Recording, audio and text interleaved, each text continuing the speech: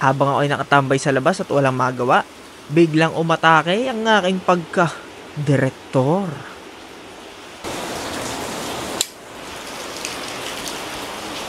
Pwede.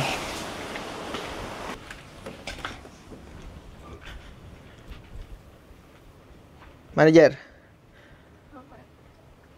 Gawa tayo ng short film. Bumila ng mga paborito mo. Gawa mo. Ito. Favorite mo to. Sarap na, mas masarap pa yung pag ito. Sarap.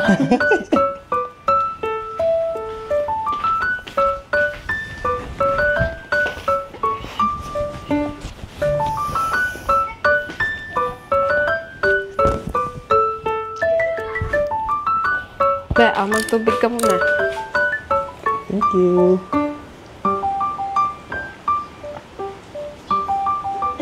Sarap. Patapos na rin to.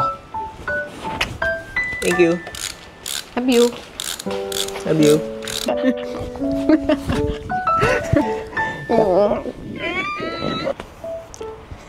Tama na yung iPad na yan. Labing-labing na. Tara, dali! Balamat!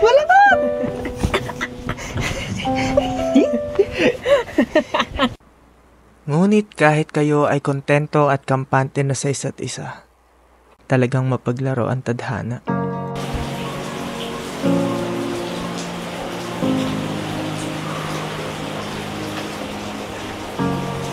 Oh, dito ka na pala. Handa ka na bang pag-usapan ng mga bagay-bagay? Ano ba dapat natin pag-usapan? Yung sa atin. Isang naman tayo, diba? Di ko rin alam eh. Basta, ang alam ko, masaya naman akong kasama ka. Kontento naman ako sa'yo.